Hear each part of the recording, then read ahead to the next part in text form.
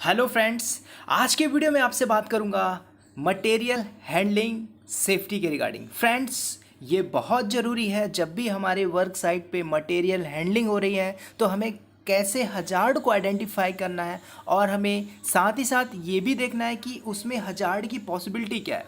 For example के लिए आपके सामने इमेज दिखाई दे रहा है। अब इस इमेज में आपको क्या देखना है? अब मटेरियल हैंडलिंग हो रही है। अब टाइप ऑफ मटेरियल हैंडलिंग क्या हो रही है? विद द हेल्प ऑफ हम कोई भी मैकेनिकल डिवाइस के थ्रू उठा रहे हैं। अब मैकेनिकल डिवाइस क्या है यहाँ पे? चाहे वो क्रेन हो, हाइड्रा हो, जेसीबी हो, with the help of mechanically. Second क्या होता है? मैनुअली कोई मैन पावर उठा रहा है, वो भी एक मटेरियल हैंडलिंग है। बट यहाँ पे पॉसिबिलिटी हजार्ड की सबसे ज़्यादा जो है वो है मैकेनिकल मटेरियल हैंडलिंग। अब फ्रेंड्स, बात आ रही है कि यहाँ पे हजार्ड क्या है। अब जब हजार्ड आपने देख ही लिया है तो उसके रिगार्डिंग आप कैसे एक्शन लोगे इमीडिएटली? अब यहाँ पे आपको दिख रहा है, फॉर एग्जांपल के लिए मैं आपको एक टेक्निकल बात बताऊंगा। यहाँ पे क्रेन है। अब क्रेन की सेफ्टी क्या देखना, ऑलरेडी मैंने बताया हुआ। क्रेन में आपको क्या चेक करना है? ऑपरेटर स्किल्ड होना चाहिए, क्रेन में प्रॉपर टीपीआई होना चाहिए, ऑन ऑफ स्विच है ना, उसका जो over hoist limit switch proper working करना चाहिए, टायर की कंडीशन ओके होना चाहिए। तो ये सब चीज़ें आपको देखना है रिगार्डिंग द क्रेन। अब फॉर एग्जांपल के लिए आप सेफ्टी सुपरवाइज़र हैं और आप अपने वर्क साइट पे विजिट कर रहे हैं और आपने देख लिया कि आपके वर्क साइट पे मटेरियल हैंडलिंग हो रही है। या तो आप इसको इग्नोर कर दो या फिर आप इसको थोड़ा सा मॉनिटर करो यहाँ पे क्या गलत हो रहा है। अब ये आप तभी मॉनिटर कर पाओगे, आप एक्शन तभी ले पाओगे करेक्टिव और प्रिवेंटिव, जब आपको आइडियाज़ होगा ये हो क्या रहा है, मटेरियल हैंडलिंग हो रही है। तो यहाँ पे सेफ्टी फैक्टर क्या है, आपको क्या क्या देखना। आपने देखा, आपकी नज़र पहले चली हुक लैच पे, हुक लैच लगा है कि नहीं, चलो ठीक है, आपने देख लिया। अब आपने देखा बूम को, देखा बूम पे यहाँ पे देखो कि आपको सीलिंग दिख रही है ओके कंडीशन में, चलो आपने इसको भी ओके कर दिया। अब आपकी नज़र पड़ेगी सीलिंग। अब वायर रोप सीलिंग की कंडीशन देखोगे। अब दूर से तो आप मॉनिटर नहीं कर पाओगे, तो आप थोड़ा सा पास जाओगे, हो सकता है तो आपके पास अथॉरिटी है एज अ सेफ्टी सुपरवाइजर, आप इस वर्क को स्टॉप करके मॉनिटर कर सकते हो क्या है वाकई में सही मटेरियल हैंडलिंग हो रही है as per SOP standard operating procedure. नहीं हो रही तो आप यहाँ पे करेक्टिव प्रिवेंटिंग एक्शन लोगे। अब आपने देख लिया कि सीलिंग की कंडीशन ओके है, कहीं डैमेज तो नहीं, कहीं कट तो नहीं है, ठीक है। अब आपने देखा मटेरियल कितना बाई कितना यूज़ हो रहा है। अब देखो, इसने तो पहली चीज़ आपको देखना है कि इसने क्या बनाया है, चारों तरफ से 1 2 3 4 हुक बना दिए और यहाँ पे क्या किया है, सीलिंग को एंकर कर दिया। अब ये बताओ क्या यहाँ पे टीपीआई चाहिए? स्वाभाविक सी बात है, जब इस फिटर ने यहाँ पे क्या कर दिया, वेल्डिंग कर दिया, ये जुगाड़ बना दिया। अब यहाँ पे पॉसिबिलिटी है कि ब्रेक हो सकता है कि नहीं, यस पॉसिबिलिटी है। कितनी पॉसिबिलिटी है इसकी? पॉसिबिलिटी आप ले सकते हो 80% पॉसिबिलिटी है। हो सकता है कि यहाँ से वेल्डिंग कम हो, इधर पे कहीं वेल्डिंग का जॉइंट कम हो, इधर पे कम हो, इधर पे कम हो। मैं आपको एक एक्सपीरियंस होकर था, इसी तरह का सेम चेकर प्लेट था, जेसीबी उसको उठा के लेके जा रही थी और क्या हुआ, एक साइड का कॉर्नर ब्रेक हो गया और पूरा का पूरा मटेरियल नीचे हो गया। कोई नहीं था वहाँ पे तो कोई इशू नहीं हुआ था, बट ये एक नियर मिस था तो नियर मिस रिपोर्ट बनानी पड़ेगी।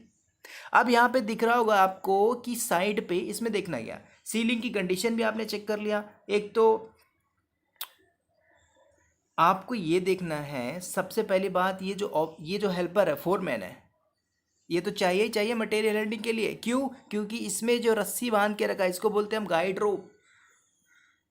क्वेश्चन पूछ लिया गाइड रोप कितना होना चाहिए, तो गाइड रोप की जो डिस्टेंस होनी चाहिए मिनिमम 3 मीटर मटेरियल हैंडलिंग से। फॉर एग्जांपल के लिए मटेरियल है, इस मटेरियल को लेके जाना है 10 मीटर, या फिर मान के चलो है ना 100 मीटर हमको लेके जाना है, कैरी करके लेके जाना है।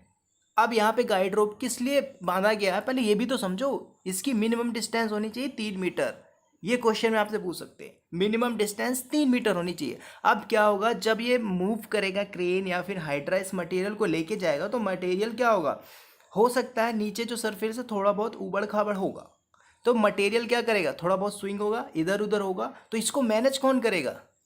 हाइड्रो ऑपरेटर तो नहीं कर पाएगा ना, क्योंकि मटेरियल एक बार स्विंग कर गया, हैवी लोडेड है। तो यहाँ पे इसका जो गाइड रोप है इसको क्या करेगा, अपने कंट्रोल में रखेगा। That is important. अगर अगर इसकी जो और ज़्यादा हैवी मटेरियल होता तो मैं तो आपको सजेस्ट करूंगा कि बोथ साइड आप 2 गाइड रोप का यूज़ करो, 2 गाइड रोप का, ताकि मटेरियल हैंडलिंग के दौरान कोई एक्सीडेंट ना हो। तो ये पॉसिबिलिटी है हजार्ड की। आपने देख लिया, ये तो एक सिंगल लिफ्टिंग थी। अब यहाँ पे फॉर एग्जांपल यहाँ पे ये 50 टन का मटेरियल है, यहाँ पे एक क्रेन लिफ्ट कर रही है, यहाँ से दूसरी क्रेन लिफ्ट कर रही है, तो ये डबल क्रेन या डबल हाइड्रा लिफ्टिंग हो जाती है। मतलब इसको बोलते हैं टेंडम ऑपरेशन। टेंडम ऑपरेशन का इसके स्पेशल वर्क परमिट चाहिए। अब यहाँ पे ये लेके जा रहा one place to other place, इसका भी वर्क परमिट होगा। क्यों? जब आप किसी फैक्ट्री या इंडस्ट्री साइट पे काम करते हो, उसका एक इनिशियल एक जनरल वर्क परमिट होता है कि वाकई में आप इसको लेके जा रहे हो, आपके पास परमिशन है कि नहीं, है ना, अपनी मर्जी से लेके जा रहे हो। तो ये सब चीज़ें रिस्पॉन्सिबिलिटी किसकी बनती है? सेफ्टी सुपरवाइजर इसकी प्रॉपरली चेक करे।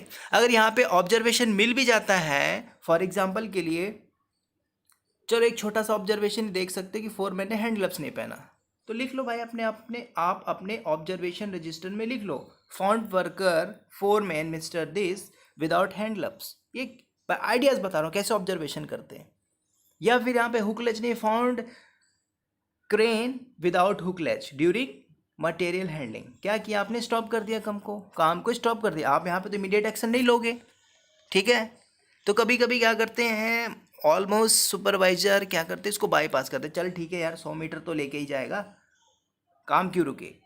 बट एक्सीडेंट होने पर ये इम्पैक्ट पड़ता है सेफ्टी ऑफिसर, ठीक है। और एक चीज़ मैं और बता दूँ, ये क्रेन की जो कैपेसिटी यहाँ पे आप देख सकते हैं 76 टन दिख रहा है, यहाँ पे 14 टन दिख रहा है, 7 टन दिख रहा है, यहाँ पे 12 टन दिख रहा है। तो यहाँ पे जैसे जैसे बूम एक्सटेंड होगा, मैं आपको बता दूँ ये बूम है, ठीक है। अगर इसने फुली तरीके से पूरे बूम को एक्सटेंड करके लिफ्टिंग करेगा तो इसकी कैपेसिटी कम होगी, हमेशा याद रखना।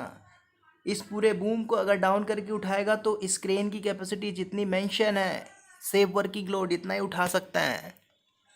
ये चीज़ आपको मालूम होना चाहिए। बूम एक्सटेंड करेंगे तो कैपेसिटी कम होगी। फॉर एग्जांपल कि इस क्रेन ने बूम को एक्सटेंड किया और इसकी कैपेसिटी हो गई कम। अब यहाँ पे ये 2 टन का भी मटेरियल उठाएगा, अगर 2 टन की कैपेसिटी है 3 टन उठाएगा तो ये टप्पल हो जाएगा। क्रेन टप्पल हुआ तो एक्सीडेंट हो गया। तो ये आपको कैसे पता चलेगा? जब आप अपने वर्क साइट पे रहोगे, सीखोगे, तब होगा। नॉलेज ऐसे ही आप गेन कर सकते हो, दैट्स इट। तो ये एक मैंने बताया था सिंपल सा प्रोसेस मटेरियल हैंडलिंग के दौरान। आपने सीलिंग चेक के लिए, अब एक बात और बता दी, तो वायर रोप सीलिंग का यूज़ कर रहा है, ठीक है। अब देखो सीलिंग को भी इसने बैंड करके यूज़ किया है ना। एक्चुअल में देखा जाए तो ये जॉइंट है ना, एक होता है 4 रिले का हिच आता है, यहाँ पे डी साइकिल होगा, इसके बाद इस डी साइकिल में 4 ऐसे रोप ऑलरेडी कनेक्ट हो गए, यहाँ पे हम यूज़ कर सकते हैं, बट ऐसे है नहीं, है ना। तो ये सब चीज़ें देखनी है आपको। आप जैसे ही देखिए कि कोई वर्क एक्टिविटी हो रही है, आपने देख लिया as a safety officer, safety supervisor कि ये अनसेफ एक्टिविटीज़ है, उसके रिगार्डिंग आपको एक्शन है, दैट्स इट। यही तो हमारी रिस्पॉन्सिबिलिटी है। लेकिन आप बाईपास करोगे, क्योंकि जब आप सेफ्टी बाईपास करोगे तो एक्सीडेंट इसी वजह से होता है, क्योंकि हमने छोटी छोटी चीज़ों को इग्नोर कर दिया, बाईपास कर दिया, ठीक है। तो फ्रेंड्स, मैं उम्मीद करता हूँ इस मटेरियल हैंडलिंग के रिगार्डिंग आपको काफ़ी समझ में आया होगा। और आप मुझे कमेंट करके बताइएगा कि वीडियो आपको कैसा लगा। सो आज के लिए मैं इतना ही रखता हूँ, और फिर मैं मिलता हूँ आपको नेक्स्ट वीडियो में किसी नेक्स्ट टॉपिक के साथ। तब तक के लिए बाय बाय दोस्तों, एंड ऑल द बेस्ट।